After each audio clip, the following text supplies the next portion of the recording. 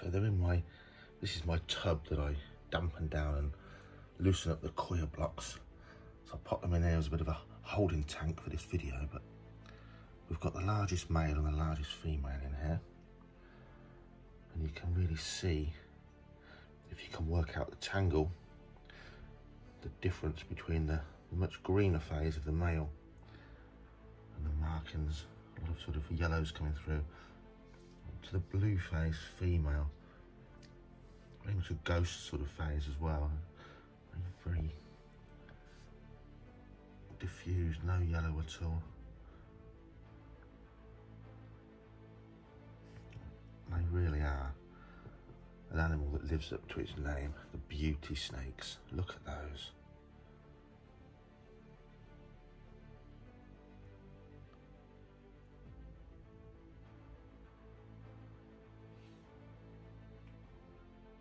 This is a free to use site, but it is UK only, I'm afraid. Check it out, link in the description.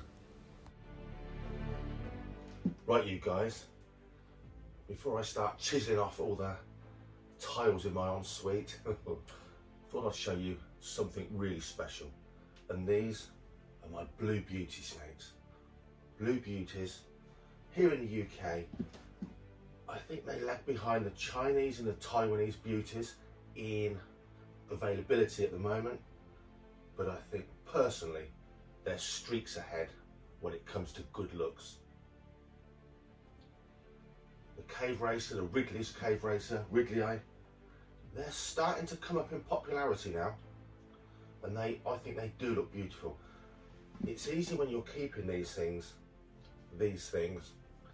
to end up being a collector. Human nature, I want every kind of beauty snake, every kind of python, and so on and so forth. And you see that all the time, don't you? People either get every colour morph they can get of a species, or they try and get every species within a genus. We've all got so much room, and that's it for most of us. So I tend to pick things that I just really love and try really hard to avoid that collecting mentality. So yellowtail crebos, indigos, blacktails, I love those three. I have those three. But I'm not going to continue through the dry mark-on and get every species and subspecies I can. That's me, that's the way I do things. I just want to handpick the stuff that I really, really love within a genus that I can fit in here. So you can see Blue Beauty. You get what it says on the tin. Absolutely stunning and blue. This is the largest of two females I have, and I have two males. Both males are green phase, both females are blue phase. These snakes, if you like your colubrids big, they've got to be in there with you. You've got to have them. They really are a huge and yet skinny colubrid. Definitely make 12 feet, probably make 14 feet, going by some of the pictures friends have sent me of theirs. This girl here, that's a 3-year-old. I'm just touching 6 foot. Whoa.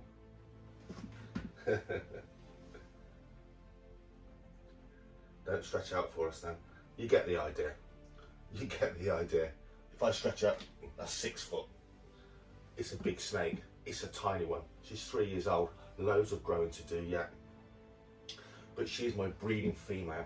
Now something I'm going to do in this set of videos to keep them a little bit shorter, you know me, is to have the intro on how to keep them, and then the snakes I breed, how to breed them in a separate set. I think that's going to work better.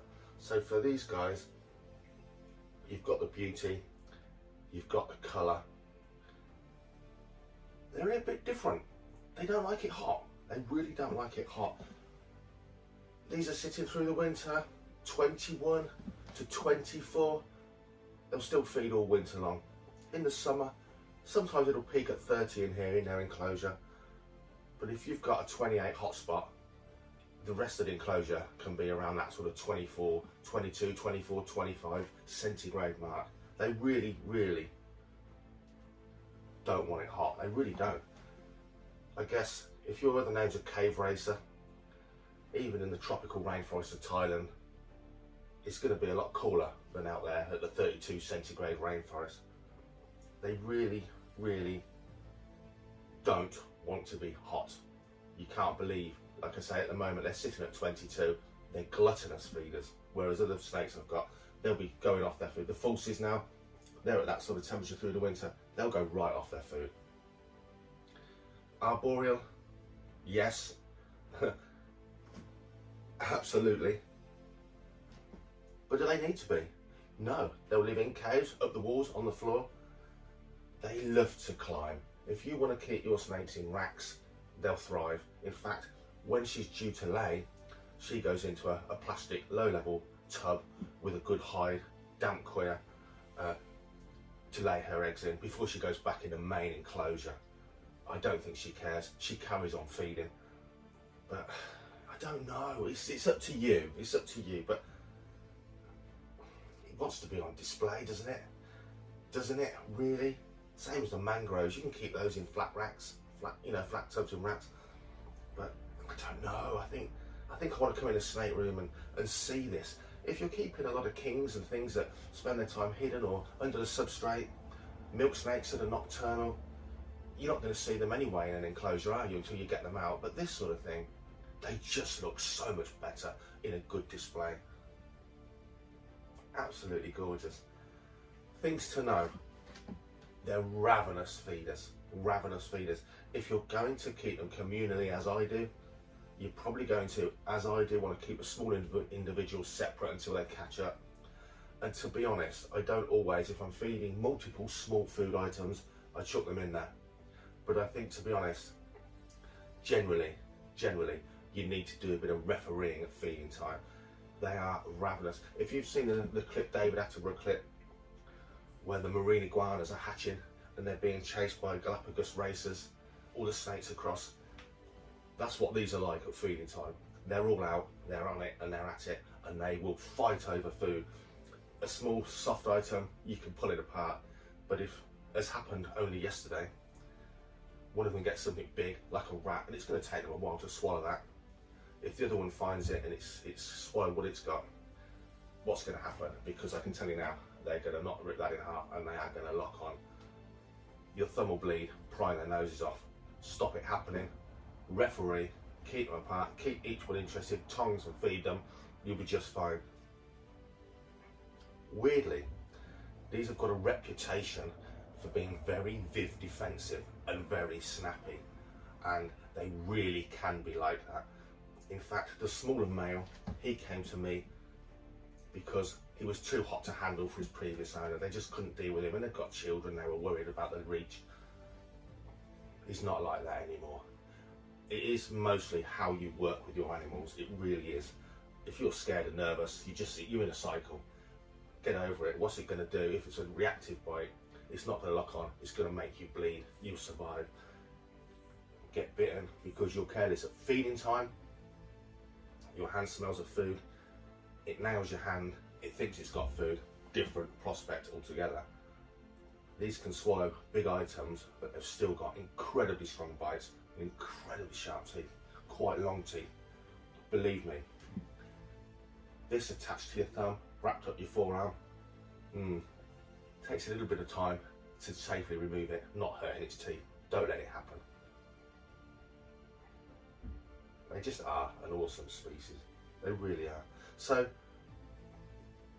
personally, if you can, for aesthetic beauty, a high enclosure, set it out like a bit of rainforest or something. Put some fake plants in there, real plants if you want to. Plenty of hide boxes. They don't squabble, but the males, certainly in the spring, they do gesticulate, they do push and shove each other, they do follow each other around. Give them all a separate hide. That way they can escape each other's attentions if they want to. If not, they'll all curl up together. They're like that, they're snakes. A bit like the Barron's racers. They do seem to be better in company. And I know that sounds stupid. My biggest male was so viv defensive. Fine when he's out, he's met thousands of school kids at hundreds of schools. But very viv defensive. In fact, he used to hit the front of his viv quite often, to the point I put a bit of black plastic draped over it, so when I was in the snake room moving around, he wasn't launching himself at me. Here's a weird thing. I put the other male in with him. I can't explain this. Put the other male in with him, stopped it overnight. He never has done it in any enclosure ever since. Whether that's because there's other movement going on in there and it's not a sudden startling scene, me moving outside, I don't know. They don't do it. None of them strike the front of my enclosures now. How weird is that? And yet it was an absolute habit of his. It wasn't the viv he was in, it was a habit. Stopped completely when he had company. Anyway, feeding regime. Most of my snakes, if it's a hatchling, feed it every 4 or 5 days. Multiple small food items they can digest easily. That's how I would do it.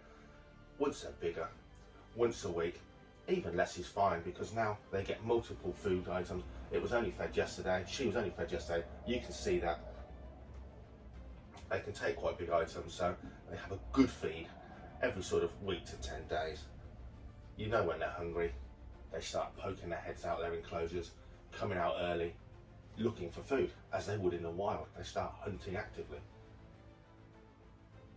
Cool temperatures, referee when feeding, good spot cleaning husbandry. You'll see the setups in a second, but let me for now swap you over and show you a bigger one and a greener example. This is Malcolm. He's the only one with a name. He's been to schools all over the UK, and you can see the difference here. Very, very green. You can see where the family gets one of their other names as striped-tailed racers. This guy, he was typical, so viv defensive. Use a snake hook if you really need to. I just get my snakes out from the middle, avoid the mouth, pull them out of enclosures, and they change completely. That's what it's called, viv defensive behaviour. They're defensive in their viv. Obviously, you guys know that. Let's see if we can stretch him out. So remember, I'm touching 6 feet tall. I don't know what my reach is. I've kind of run out of reach here. He doesn't like it on the floor. I guess where he comes from, king cobras and crates are probably down there waiting to eat him. His instinct is to react and get back up into the branches, but you kind of get the idea. A big, long Colubrid snake for sure. Absolutely gorgeous, but of course they are big and long, but they're kind of small, aren't they, as well? They fit into a very small space. They're long, skinny Colubrids. And I find something very aesthetically pleasing about this form of Colubrid snake. These mostly arboreal snakes. They really are something else. If you're on Facebook, get onto my group, the Big Colubrid Snake Group, and you'll see more of these and more of other people's, and hopefully more of your stuff you're going to share on there. Look at this absolute beautiful creature. You can see their behaviour. They're used to being handled. Again, I don't handle my snakes regularly. I don't train them. I just handle them when I want to, in a calm, confident manner. Works for just about everything. Apart from the mangrove snake, which I hardly handle at all. But we'll get round to that, don't you worry.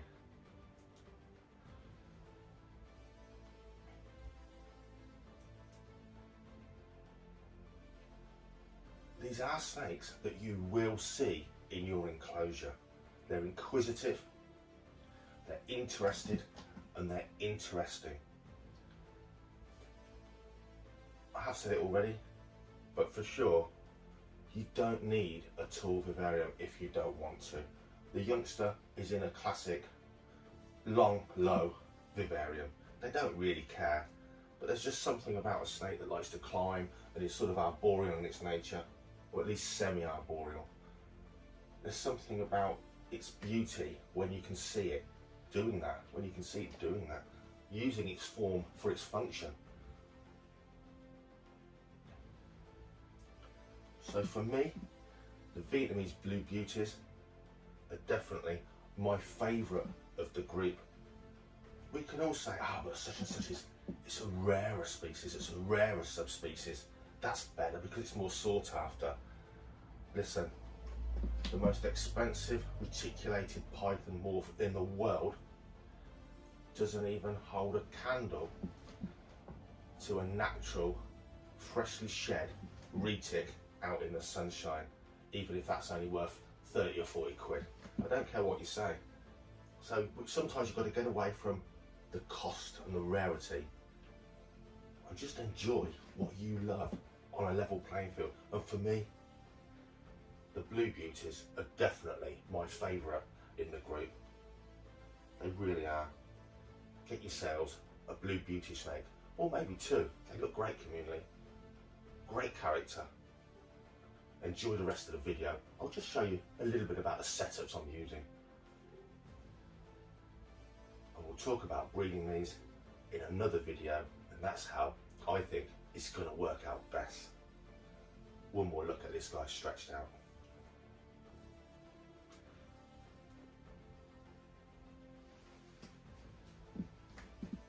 Look at this. You get the idea. Wonderful species. Maybe not a beginner snake for no other reason than that well-known viv defensive behaviour. It amazes me how many people keep snakes that are nervous of them, that are nervous of their charges. Don't be nervous, be respectful, learn their behaviour, and then work your way around it. They'll adapt, you'll adapt, and you'll have a beauty snake. Doesn't matter how it came to you, but it'll be just as calm as Malcolm. Look at these Blue Beauty snakes. Absolutely gorgeous. Recently installed some LED lighting in here. It's really showing off their beauty, it really is. Probably not as much actually on here as in real life. Do they need lighting? No, they don't. I've always had lighting in my snakes, these Blue Beauties, until they were moved into this enclosure. It's took me a while to sort any out. They don't need it, it doesn't bother them. Many of these live in caves and dark rainforests, but certainly very, very attractive. And of course, you're not going to notice that in a darkened environment. So it's set up here for them. We've got 3 snakes in here. We've got 1, 2, and 3 hide boxes, so they can all have their own space if they want to. And if this phone doesn't start focusing soon, it's going in the bin. 3 different ones, a water bowl that they can curl up in, plenty of room in there. They tend to use their water bowls, Blue Beauties, to do a poo quite often. There's a smelly poo there, look, I've just noticed. And Koya Hush chips for the adults, brilliant, locks that poo up, spot clean easily in a second. There's another guy under there, so you can just see we've got the green phases, Blue Beauties here, 2 males and 2 female blues, the smaller ones in a separate enclosure. One of my favourite Colubrids for sure. They can really make for a beautiful setup and a beautiful enclosure. Plastic plants in here. You could use live in a big enough space with very robust plants. They could end up like that though. A lovely species of snake to keep. Highly recommend this snake. Really, really worthwhile species to behold and a worthwhile species to have around for sure. And it really doesn't matter whether you have the green or the blue phase, that's personal choice for sure. These guys are usually Blue Beauties, very good feeders. Look at their tongues. I've got some food defrosting now, ready for them. And they're starting to poke their heads out, and they're really, well, they really have been until I turn the camera on, really tasting the air. And they're certainly expecting a feed today, that's for sure. A couple of hours yet, guys. So literally, just since filming the 2 boys with their heads poking out, the bigger blue female, she's out. Unfortunately, the perspex front of this enclosure is scratched heavily, so without lifting the lid, if you like, lifting the front up, there's a bit rubbish. To give you some idea what it looks like, sadly, without the front up, you have got scratches because the front actually slides up.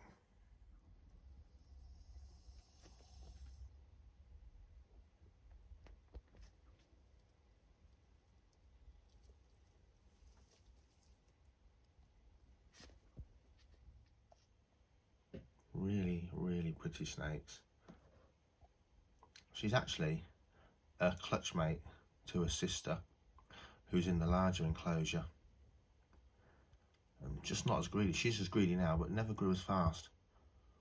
And just because they're such greedy things, and she's quite a bit smaller, she's been separated out now for quite a while. So let her catch up.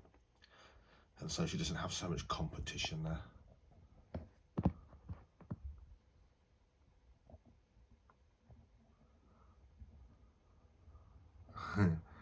What a handsome snake. Blue Beauty. Thanks for watching. Do me a favour, hit that subscribe button.